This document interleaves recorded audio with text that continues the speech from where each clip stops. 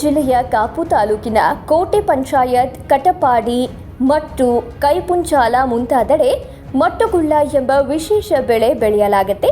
ಜಾಗತಿಕವಾಗಿ ಈ ಪ್ರದೇಶದ ಮಟ್ಟುಗುಳ್ಳಕ್ಕೆ ಪೇಟೆಂಟ್ ಕೂಡ ಇದೆ.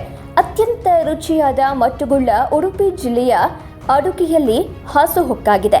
ಆದರೆ ಈ ಬೆಳೆಗೆ ಉಪ್ಪು ನೀರು ಅನ್ನೋದು ಶಾಪವಾಗಿ ಪರಿಣಮಿಸಿದೆ. ಕಟಪಾಡಿ ಮಟ್ಟು ಕೈಪುಂಚಾಲು ಮುಂತಾದೆಡೆಗಳಲ್ಲಿ ಸಾವಿರಾರು ಎಕರೆ ಗದ್ದೆಗಳಲ್ಲಿ ಗುಳ್ಳ ಬೆಳೆಯಲಾಗುತ್ತೆ. ಹೀಗೆ ಬೆಳೆಯುವ ಗದ್ದೆಗಳಿಗೆ ಉಪ್ಪು ನೀರು ಹರಿಬಂದು ಮಟ್ಟುಗುಳ್ಳದ ಬೆಳೆಗಳು ನಾಶಗೊಂಡಿದ್ದು ಬೆಳೆಗಾರರು ಕಂಗಾಲಾಗಿದ್ದಾರೆ.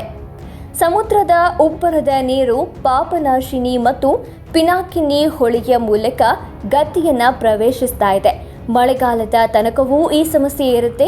ಇನ್ನು ಮಳೆ ಬಂದ ಬಳಿಕ ಪ್ರವಾಹದ ಸಮಸ್ಯೆ ಕಾಣಿಸಿಕೊಳ್ಳುತ್ತೆ.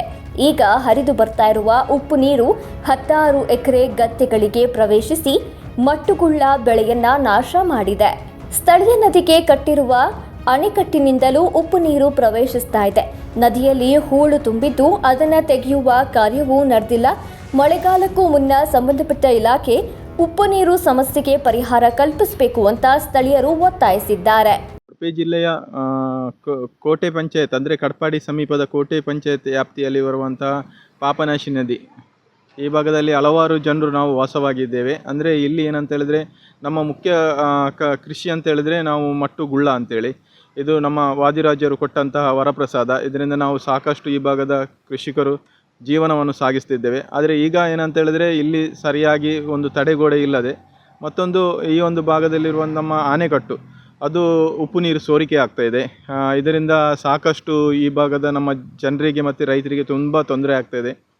ಶೀಘ್ರವಾಗಿ ಸಂಬಂಧಪಟ್ಟ ಇಲಾಖೆಯ ಅಧಿಕಾರಿಗಳು ಇದೊಂದು ಅಣೆಕಟ್ಟವನ್ನು ಕೂಡ ಸರಿಪಡಿಸಬೇಕು. ಅಂದರೆ ಇದನ್ನು ಏನು ಇಲ್ಲಿ ಉಪ್ಪು ನೀರು ಒಳ ಪ್ರವೇಶಿಸ್ತಾ ಇದೆ ಅದನ್ನು ತಡೆಗಟ್ಟುವ ಮಾಡಬೇಕು. ನಂತರ ಹೂಳು ತುಂಬಿದೆ, ನದಿ ತುಂಬ ಹೂಳು ತುಂಬಿದೆ, ಇದನ್ನು ಕೂಡ ಸರಿ ಮಾಡಿ ಕೊಡಬೇಕು. ಇದನ್ನು ಈ ಒಂದು ಮಳೆಗಾಲದ ಆರಂಭದಲ್ಲಿ ಸರಿ ಮಾಡಿದರೆ ಉಪ್ಪು ನೀರಿನ ಸಮಸ್ಯೆಯಿಂದಾಗಿ ನಮಗೆಲ್ಲ ಒಂದು ಸಮಸ್ಯೆ ಸ್ವಲ್ಪ ಮಟ್ಟಿಗೆ ಕಡಿಮೆ ಆಗ್ಬೋದು.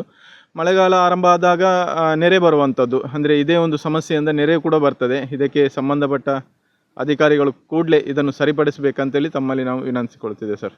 ವಿಶೇಷ ವರದಿ ರಹೀಂ ಉಜಿರೆ, ಪಬ್ಲಿಕ್ ನೆಕ್ಸ್ಟ್, ಉಡುಪಿ.